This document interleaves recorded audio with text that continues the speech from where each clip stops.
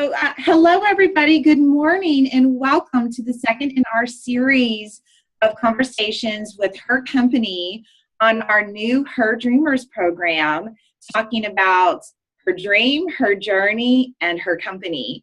We are so excited today because first and foremost, we have our fearless leader, Nancy, back with us today. And I know she sends her regrets for missing, but we had such a great conversation the other day with Blanca. And then today we are just beyond excited to have Terri Hall. And I know personally this has just been so exciting for me because Terri was a part of one of my, I think, second or third careers, because, you know, we've all had a bunch, right? And so getting to rekindle a wonderful connection with this amazing lady. So let me just take a couple of minutes to introduce you to our two phenomenal speakers today. First, I'll start with Nancy, and hopefully most of you know her, but if not, let me just say, I, number one, have just been so blessed and so fortunate to have known this woman for a good portion of my career. And again, through about, I think I'm on my fifth now, that she has known me through. Nancy is the founder of Her Company. She is the president of the Women's Business Development Center of Florida. Many of you may know her through her work with WeBank and certification, but Nancy also has a phenomenal passion for helping women go after their dreams and build a bridge of going from employee to entrepreneur. And so getting to this point where we are actually rolling out a program focused on that is just, I think, one of those moments that is really helping her get to the ends of her dreams, and one of the things that she's been so passionate about. And so Nancy's going to be interviewing our phenomenal Terri Hall today. And again, I am just so fortunate because I have had the pleasure of knowing Terri's name. She probably doesn't know this. Even back when I was in Inspire Diversity at Walmart and first working with WIP and NABO, I knew about the infamous Terri Hall. And then I got to have a chance to work with her through my time at WIP.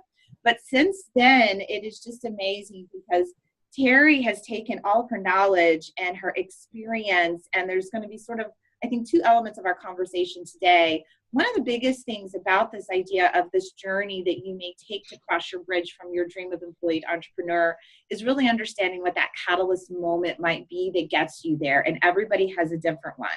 The second is then looking at the knowledge base you have had for those years of being an employee and how you take that and turn that intellectual capital into a business. And Terri has done exactly that. With 20 years experience in advertising and communication. And again, I always like to say that's because we all were toddlers when we started working, right, ladies? At least that's what my mother likes to tell people. I was connecting to the moment I could talk. Her current clients focus on tourism, retail, attractions, restaurants, you name it. She has this phenomenal business called Double Take Studios. They are based in Tampa. And so we are just so excited to have her share not only her story of how she got to her business, but also how she is using all of her knowledge base to grow. So I'm going to step back and I'm going to hand it over to these phenomenal ladies and just get ready for a really great session. So Nancy, I am handing it over to you. Thank you. And thank you for that lovely introductions. I have watched you grow and flourish and actually go from employee to entrepreneur yourself. So I'm so happy that you're helping us with this journey and building this bridge, helping women build this bridge. And I am absolutely thrilled to interview Terri. Terri and I have known each other for many years, I think about 15 years now. It's been It is. I was thinking about that today. Yeah, a long, long time. And Terri is a friend. She is an entrepreneur, and Terri is one of my board members at the council at the WBDC Florida. So she serves as our ambassador. And she is a really, really great example of, as Stephanie said, how you can take your experience and actually use that to grow a phenomenal business, right? And over the course of this interview, we will talk to Terri about how she's pivoted her business at some critical points. We'll talk about her employees. I mean, we're just going to give you lots of really, really great insight and hopefully inspiration and motivation for you to take the plunge.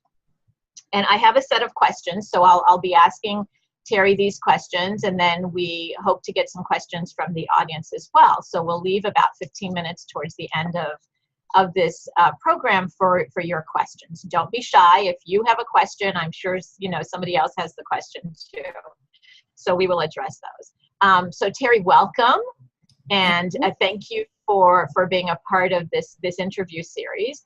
And I'll start off by asking you, how long have you been an entrepreneur?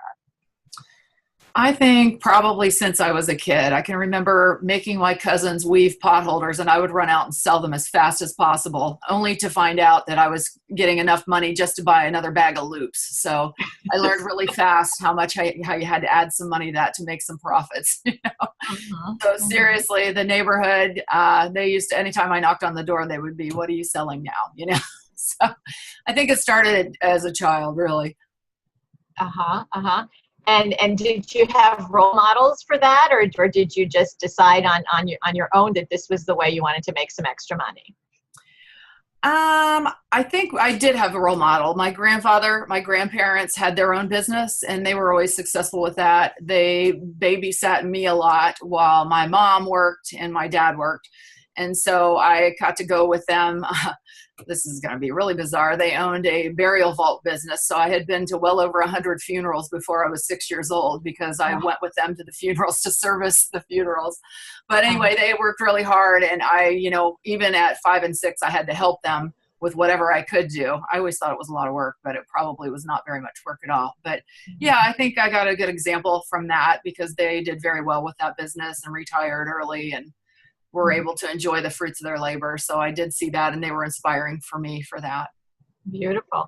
And tell us about why you decided to go from employee to entrepreneur. So a little bit about what you were doing, and what, as Stephanie said, what was the actual catalyst that got you to go from employee to entrepreneur? Yeah.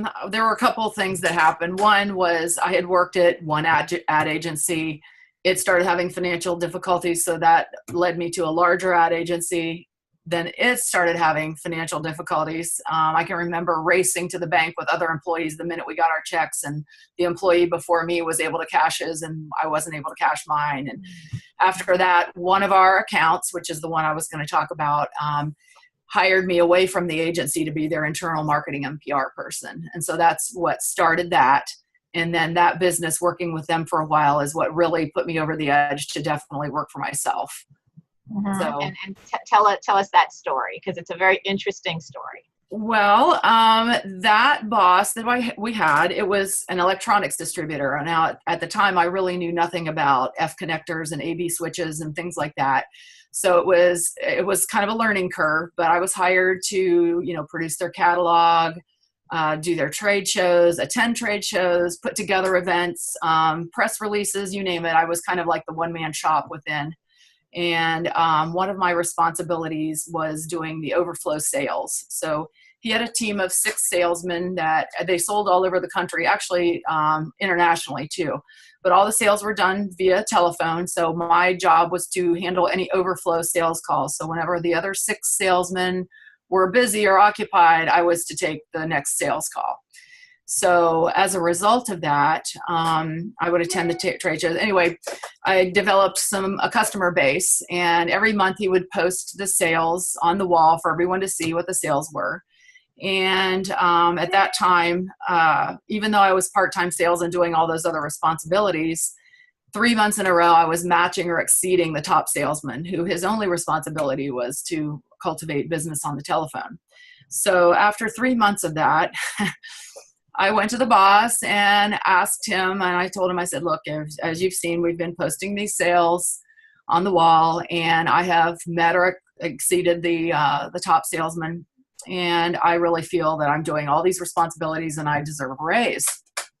And he said, Terri, you're absolutely right. You definitely deserve a raise. What kind of a raise were you thinking about? Well, unbeknownst to him, that salesman had bragged to me about what he was getting paid. So I found out, I'm not sure the exact numbers, but let's say he was getting $600 a week. And at that point I was getting $250 a week for what I was doing. Wow. It was a huge difference. And I said, well, I want to get paid what he's getting paid. You know, I found out he's getting paid this and the 600. So I would like the 600 a week. And I feel that I've earned it. And he goes, wow, that's, you know, he says the first thing out of his mouth was, well, so-and-so has a wife and child to support and you don't need that, you know? And I was just stunned. I mean, the first thing out of my mouth was, that has nothing to do with the price of tea in China. I mean, I don't know why I just said that. And he said, okay, I'll tell you what, we'll let the company vote on that. And, you know, if the company decides you get that raise, then you can have it. And I said, well, how on earth am I going to do that? And he says, well, you figure it out. And I thought, wow. So I kind of go back to my little cubicle there with my little drafting table, and I'm kind of sitting back there just seething. I really was getting madder by the minute. And I thought, well, I'm in my mid-20s. I don't have a whole lot to lose, really, you know? So if he fires me, right? So I guess because I was pretty hot-headed, I got on the intercom and told everyone that Daryl has called an emergency meeting to the front of the room. Please come to the front of the room.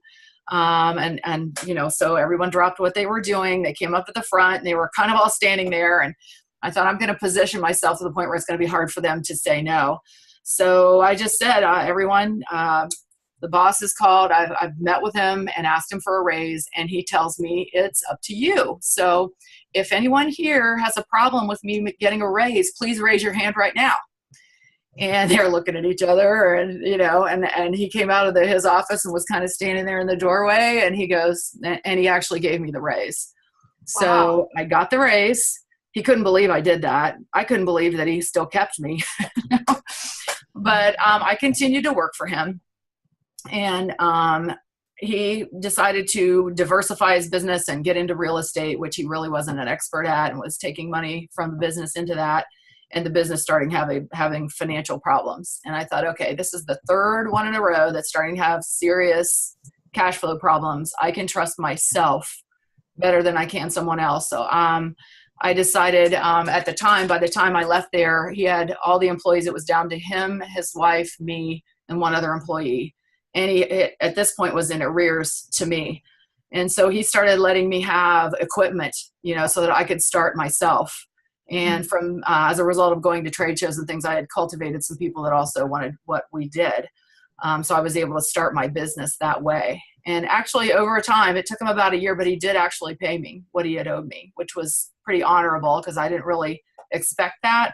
But he did enable me to start the business, and that's really kind of how I started. So it was kind of specialized in electronics and then branched out from there.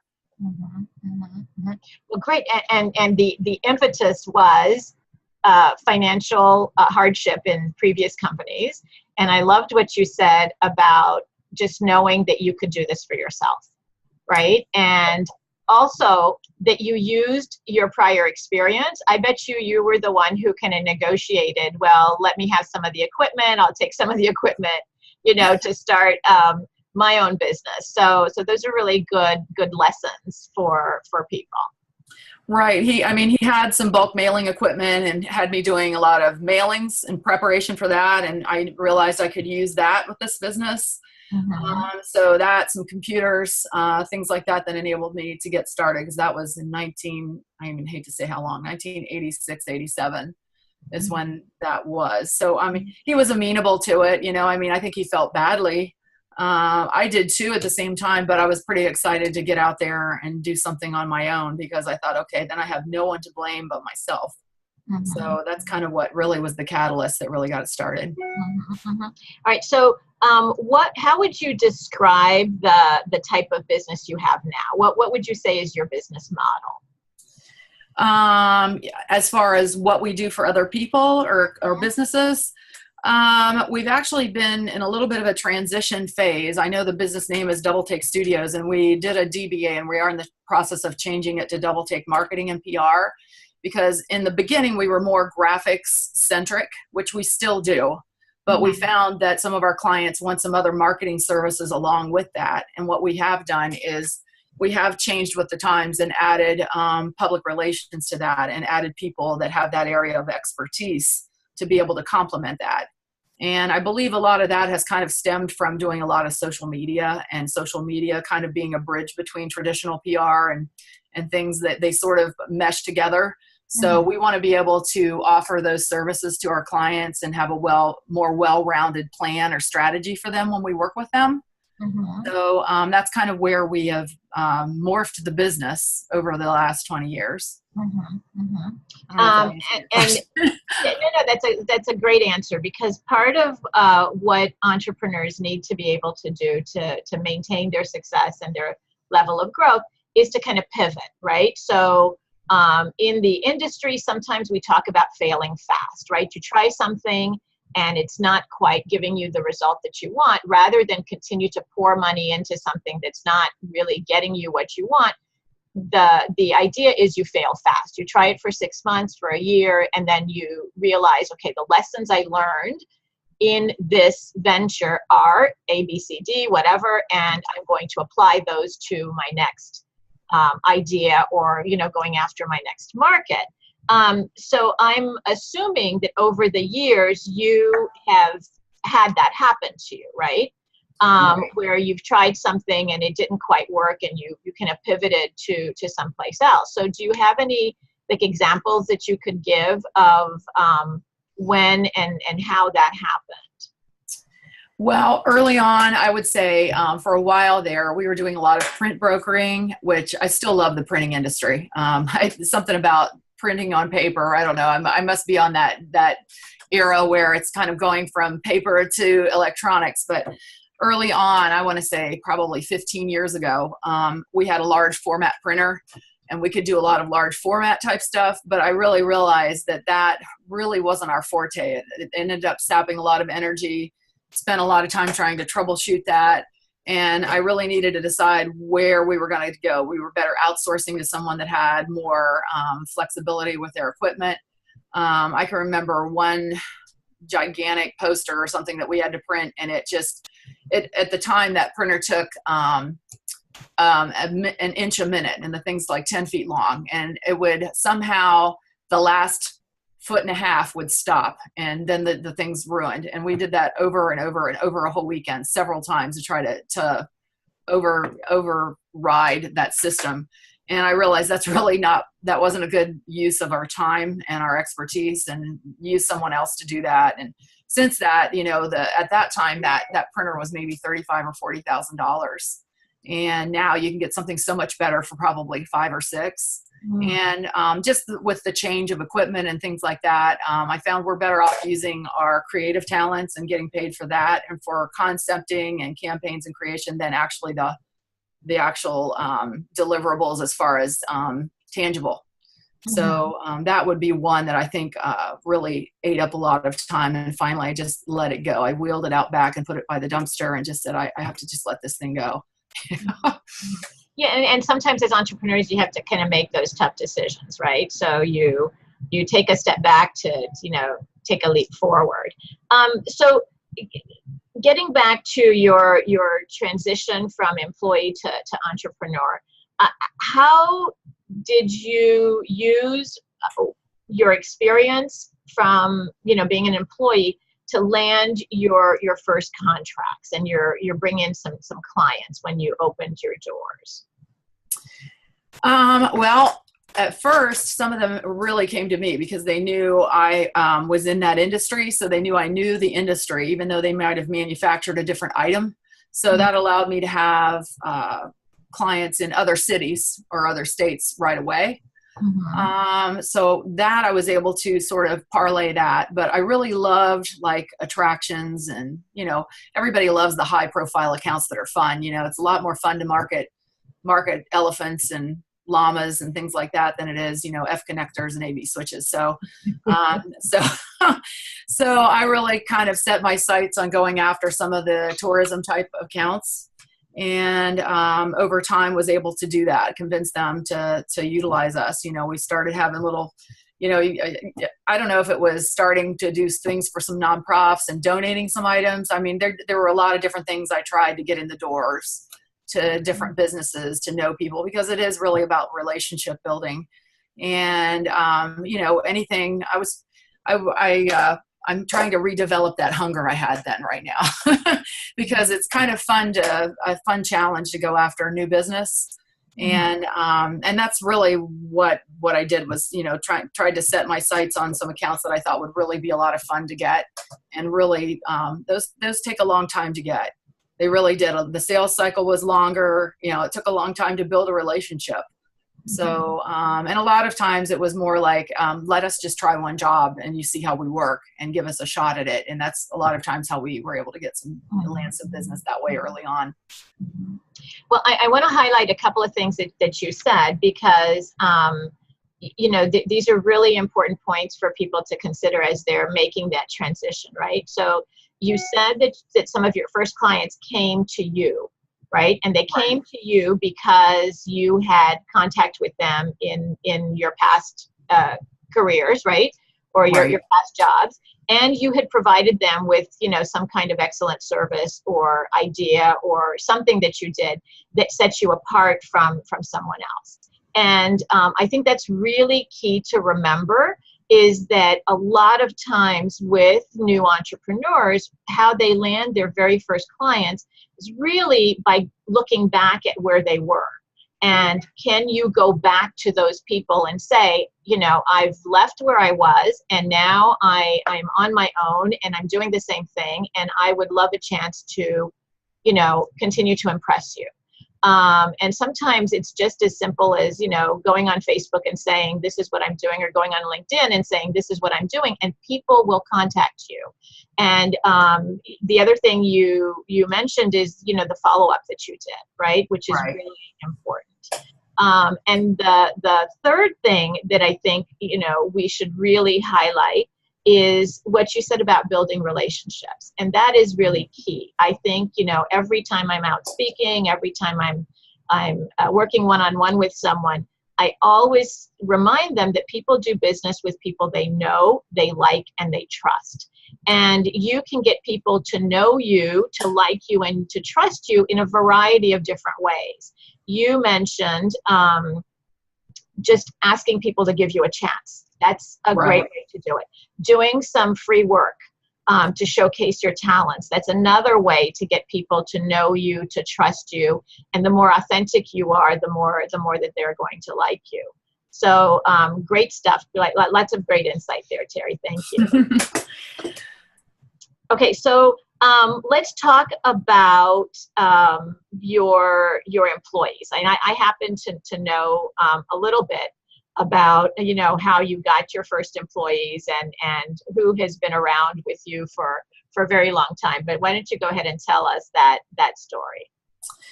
Well, I've had, it's funny because in this business in particular, like I have another friend that has a design firm in Chicago.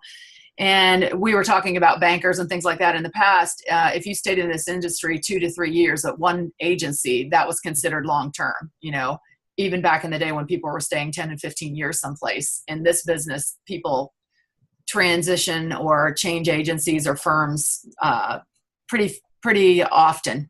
They don't usually stay. I mean, there are people that are exceptions to the rule. And actually, Jeff that I have at my office now is one of those exceptions to the rule.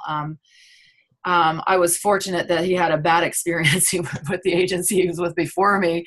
So when he came to us, we probably were a lot more desirable. So he started working with us at the end of 2000. So he's been with us this is his 18th year, actually. And a lot of the things that we've gotten, a lot of design awards and awards for creativity that are, at the national, district, even and local level too, and international level. And a lot of those are a result of Jeff's work and collaborating. I find that our best stuff is usually when we all work as a team. It's not always just me or just him. Our better stuff is usually when we've worked together. And so it's been really, really great.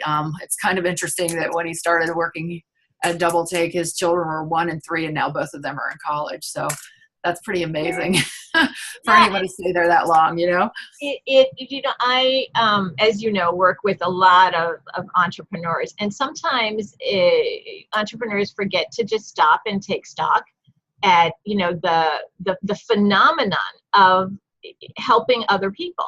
Right. So through you and your business, Jeff has been able to put food on his table and take care of his kids for 18 years. That's phenomenal.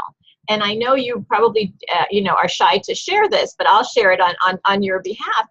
There were times, I know you've told me, that Jeff made more money than you did because you saw the benefit of keeping him on board, right? Well, yeah. I do think there are certain key employees that are so valuable, you don't want to lose them, and because they are what helps your business prosper. I mean, they really are an investment in your business. So, you want to protect your investment as best as possible. Beautiful. The best way possible, anyway. Yeah. And I'm going to ask you to talk about WeBank certification as an investment in your business, because there might be some people out there listening who are, obviously currently employees and thinking of becoming entrepreneurs. And, there are organizations that are in existence to help women entrepreneurs. And I know, you've been affiliated to WeBank, the Women's Business Enterprise National Council, and certified as a woman-owned company for a good many years. So tell us about how you decided to take advantage of that as a marketing tool. Well, at first when I was in WeBank, it was a little overwhelming. I actually had a client who was going to the WeBank conference in Chicago, 15, 16, 17 years ago. And she was doing a little special brochure to promote her business for that. And she said to me, well, you ought to get in this, that was Nikki Beavers, remember back in the day? I do. So we were doing a project for her, and she said, you should get involved in this. And I said, well, what is it? And she explained what it was. And that's really how I even had heard of it. I'd never heard of it before. So then I looked into doing that.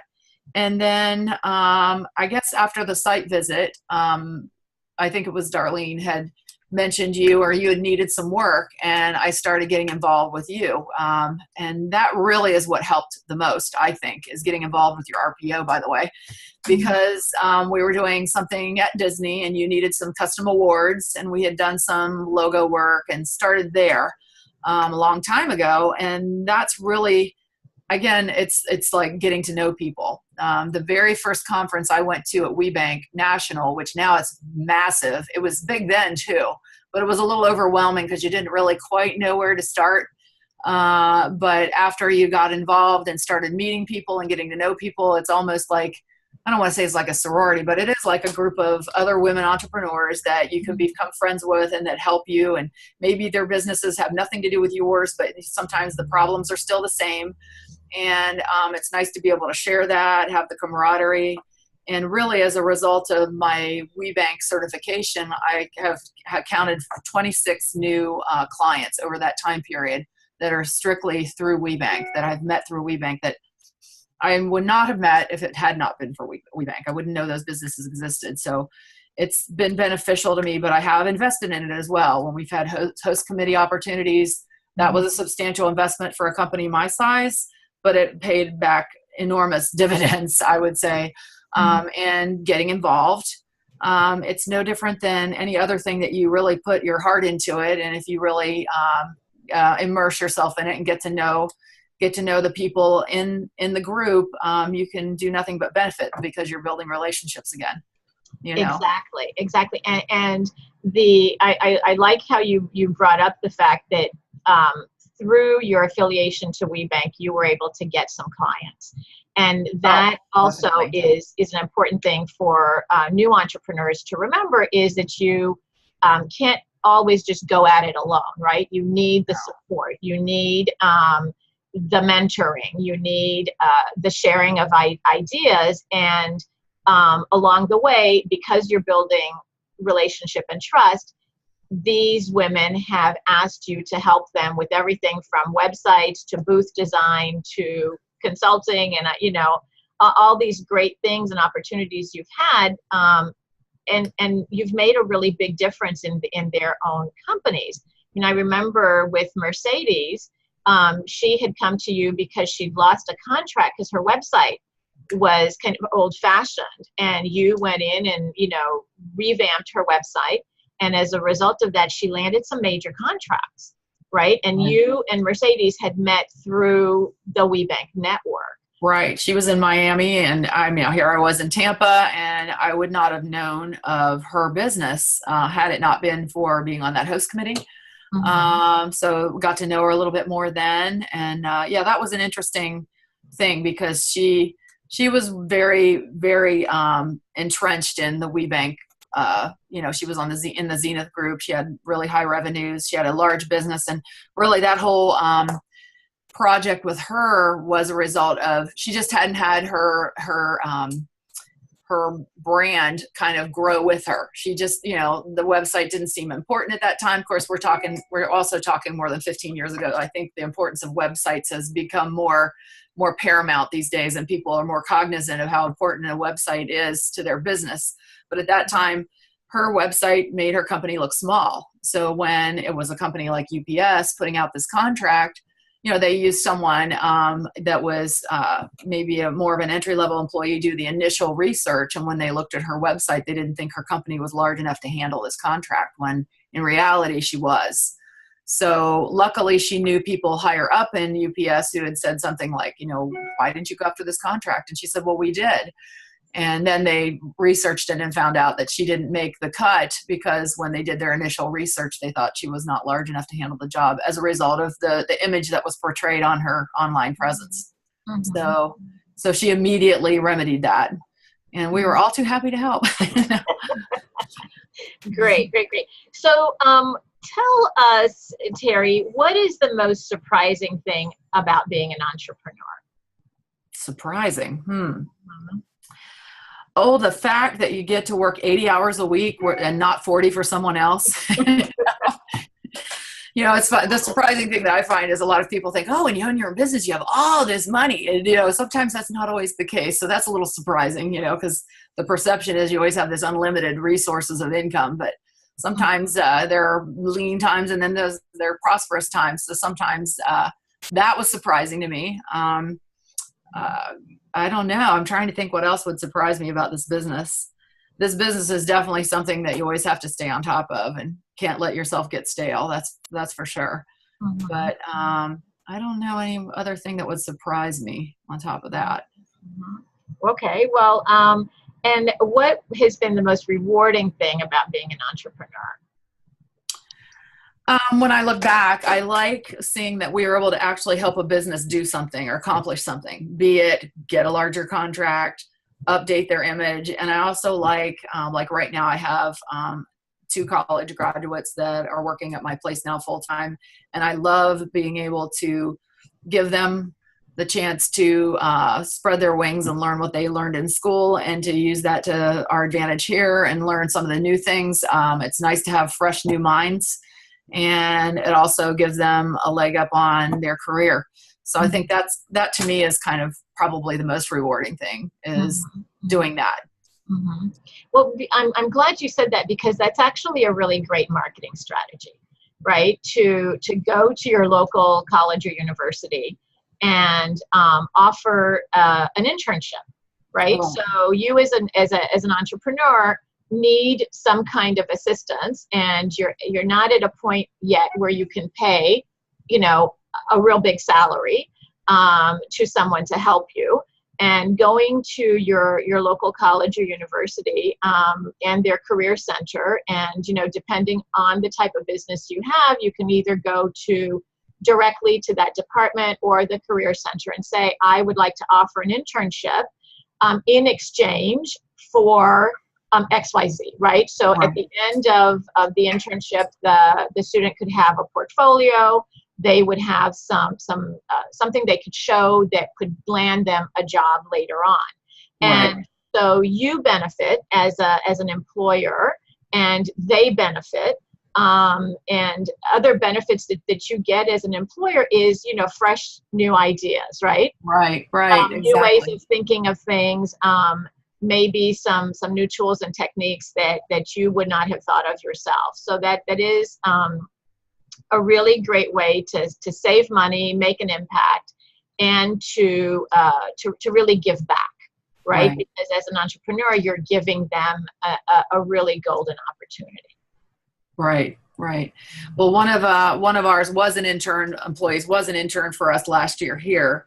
and she had her last year of college to finish. So she did such a good job. She continued to work remotely for us until she graduated, and now is here with us full time.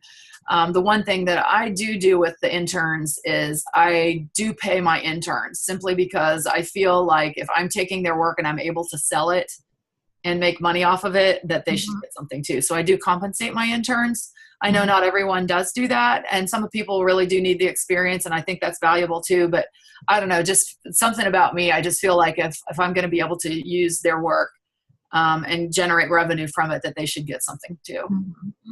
Great. All right. So what would you say to women executives who are thinking of moving from employee to entrepreneur? I guess maybe one of the things that I wish I would have done would be start out with like a nice little business plan or a strategy of where you're going to go. I think I was raised in an environment where we did not do a lot of planning, and I've learned from that. While I might be a creative thinker, I'm not necessarily a linear thinker. And I wish I had a little bit more of a strategy early on. I think I would have benefited from that more now had I done that early on. So I would definitely, maybe glean some information from someone else who's done that with you, or, get someone as a mentor to help you. And that's something I would definitely recommend before they took that leap, and then get involved with an organization like WeBank, for sure, because you can get a lot of that information and those tools through the organization. I mean, that alone would be a big help. And the idea of getting some extra support along the way, right? I like that you said that, because that's really, really important. I believe strongly in the mastermind concept, right? That more minds are better than one, and that we learn from each other as we're going on different journeys in life. And so I think it's really key. Your experience is typical of a lot of experiences, and especially today, still, unfortunately, we're still grappling with gender discrimination and pay inequality and that sort of thing. So I'm sure there are people out there who are listening to this, and they've seen, younger men, male employees, rise up the ranks where they have not. They've stayed maybe at the same level. And I hope that this has inspired them to say, look, Terri was able to do this, I can too, right? With some support, with some help, looking back and at your experience and how you built relationships over the years. And the really good news is that women are great at building relationships. We're actually really great at networking. If, you're shy and you think, I can't do any networking, I don't want to go out there and put myself out there. Well, let me tell you, just shift your thinking from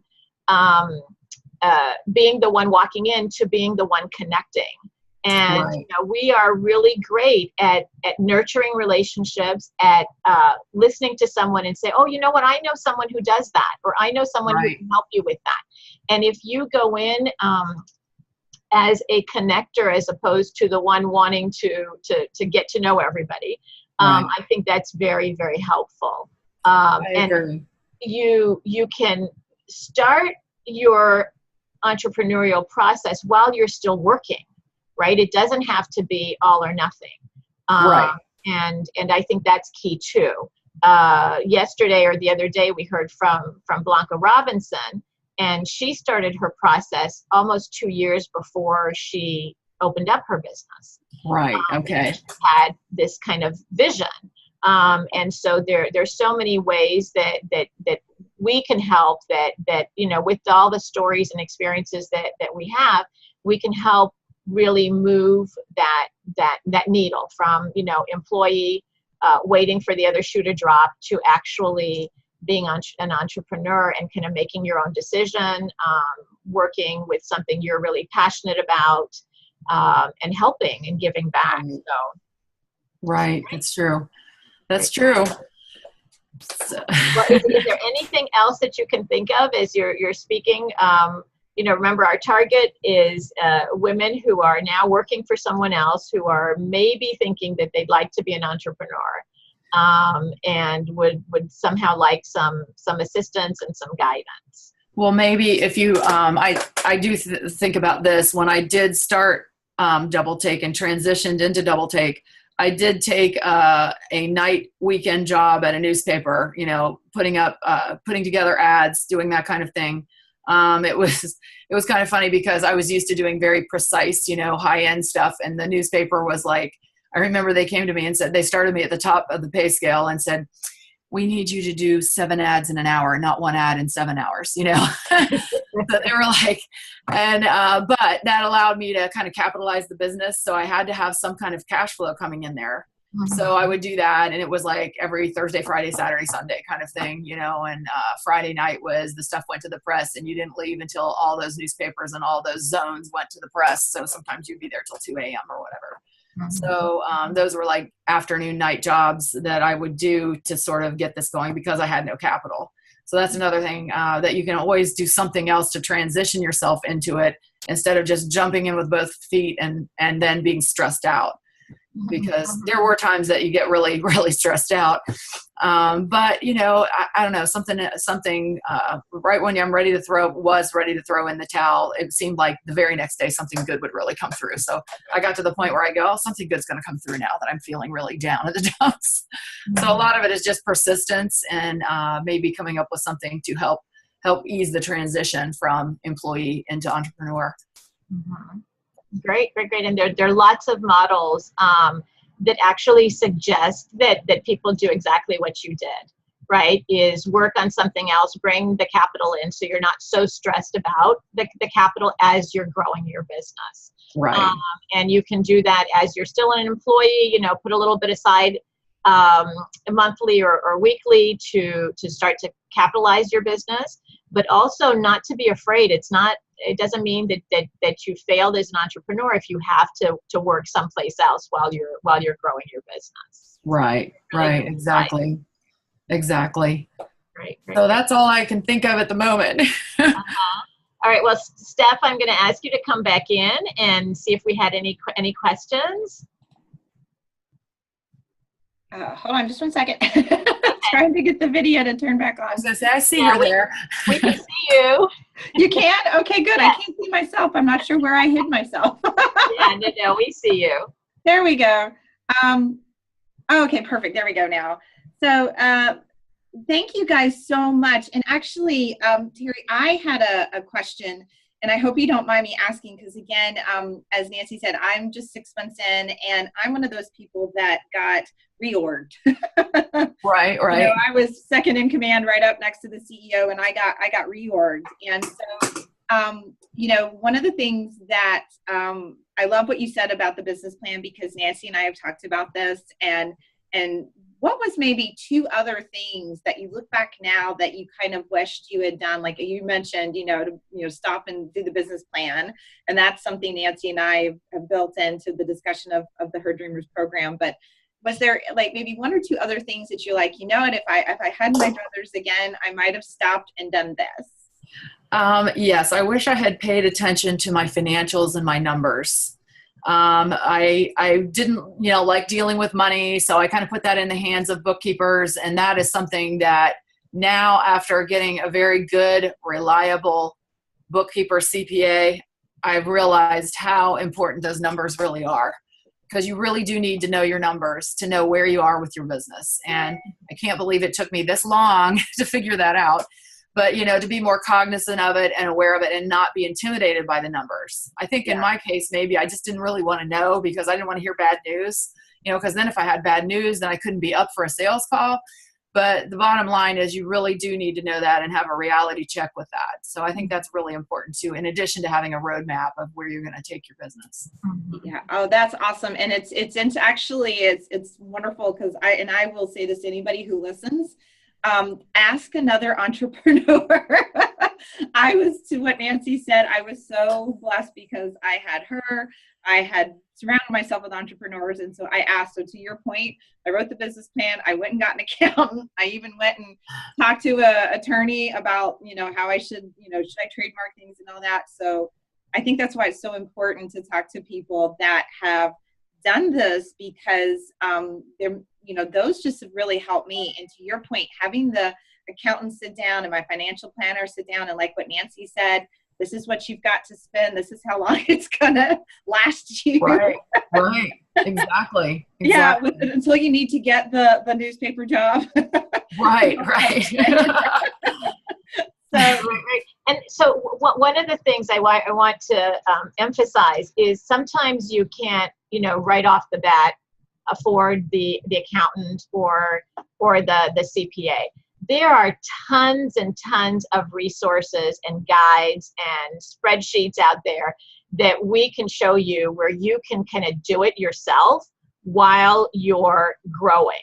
The key is you have to know how much cash you have in the bank. You have to know what your expenses are and what you need to bring in to meet those expenses, right? So very early on, you're going to need to know something called your run rate, right? Which is what it costs for you to run your business. Yeah. And as you grow your business, then you can really bring in the accountants and the financial planners that are going to help you to guide you to get your business from where it is to where you want it to go. But please don't let anybody think that, right off the bat as a new entrepreneur, you have to have, all these expenses of an accountant and all that.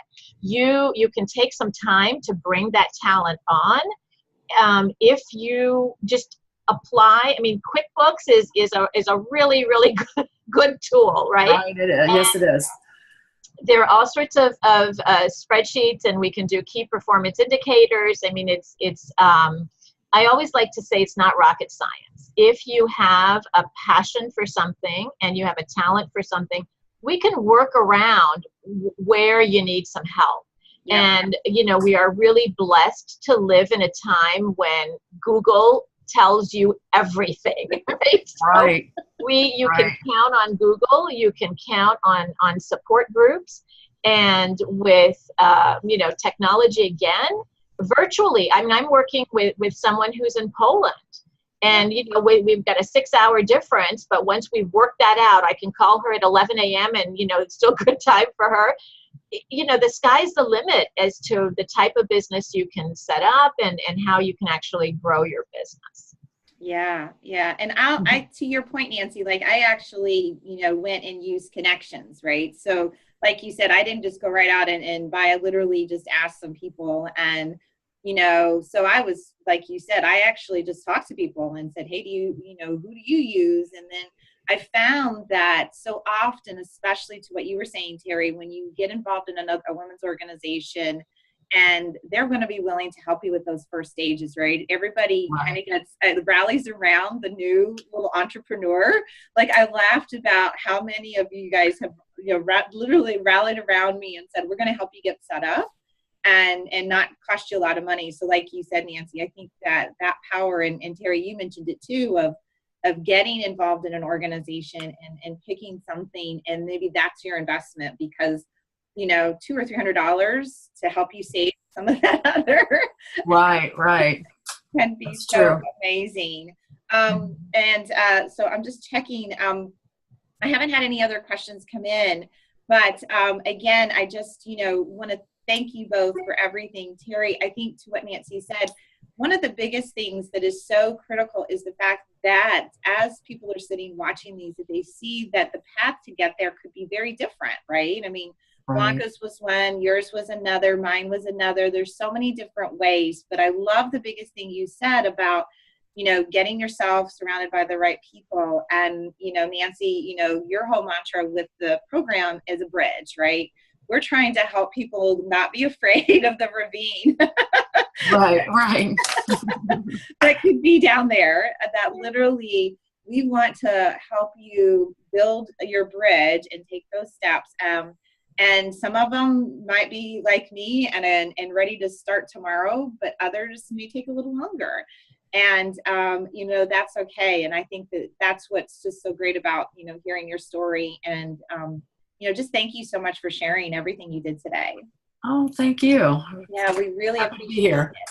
Oh, thank you. And so I hope, again, just if I can take just a few minutes and talk a little bit more about what her company, what Nancy has been building here, and why we're having these conversations is literally, like I said, this has been a passion of Nancy's, I know, for quite some time, because I was very fortunate. I worked with executive women. And we got discussing, and she'd already started noticing that with our economy and things that are happening, I mean, you just have to face facts, right? You're either hitting that point where retirement may be ahead of you and what do I do next? Or you could be in a position where your company might be downsizing soon. And sometimes, like I did, I had a 3 to 4 month runway. Sometimes you don't know. Right. And so what we're trying to do is just, even if you have a little inkling in your mind of that dream of being an entrepreneur, let's start talking about it now. Let's start really looking to see what we can do. We have a 90-day sort of a jump start program that goes into a year long, 9 more months of support. And to Nancy's point, she's there with you along the way. We're going to bring in others like Terri and Blanca to offer support as well, just like you heard today. We're really trying to build a community specifically for women such as yourself that may be thinking, I kept thinking, no, I have to have a job. I have to have the steady income, until I found out there was no such thing as steady income coming from my boss, who could tomorrow change your mind and not be my boss. So, either way, to what you said, Terri, either way, it's a chance. And I'd rather be in control, like you said, of saying, I've built a good business and I know it's going to happen, versus the control of somebody tomorrow could walk in and say, you've been great. It's been a nice 10 years, but see you later. Right. Yeah. Well, yeah, I think the days of working for a company 35 years are kind of behind all of us now. It's just things are changing. The economy's changed. The way people do business has changed. So, I think you can probably work for yourself a lot longer than someone else, potentially. Yeah.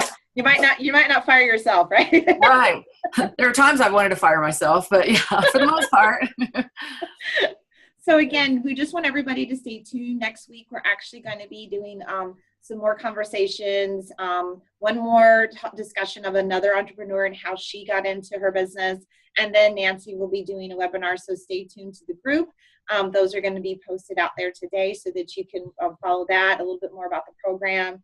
And we're just really excited. And again, even if you just have an inkling, right, Nancy, and you're thinking, the whole point of the program is to help you take the steps in 90 days to decide if this is truly a journey you want to go on. And then we have some either continuing in the sort of support group program or some individualized things that you could do. So we are on a mission, and Nancy, I don't want to take your glory here, but I think, we are just literally on a mission to help those of you that have had this dream but didn't realize you have, like Terri did, you have the knowledge, you have the skills, you have the power in order to build your bridge. And if you need a little push and a little hand to hold you on the way, that's what we're going to do. So Nancy, I don't know if you have any closing thoughts. Yeah, well, I just want to say about the webinar, right, that's coming up. I have made a commitment that it's a free webinar, and you're going to get lots of resources on this webinar. And Steph, I want you to maybe help me remember what the 3 things that we said you're going to get out of this webinar, right? So I remember that one is we're going to talk about business models. Right. We're going to talk about how to land your first client, because that for a lot of people is really, really scary, right? So you have this notion, I want to set up this business, but how am I actually going to find clients, right? So I'll give you some tools and techniques on that. And then I'll give you a formula on how to pitch your business, right? It's a very simple formula that is guaranteed to work, right? So you can use this formula that I'm going to give you and explain who you are and what you do and why you do it. And that can help you land your clients. It can also help you maybe land some investors. So I really hope you'll tune in to the webinar, and you'll get some really great tools and information. Awesome. Yeah, it's Excellent. definitely not to be missed. And there'll be a guidebook so that you can actually write down as you're talking to Nancy. So that information is going to be posted in the Her Dreamers group. You can sign up so that we can get you the information beforehand. And again, just Terri, such a pleasure to see you again. Thank you so much for all of your wealth of knowledge and stories today. You're welcome. It's great to see you too again.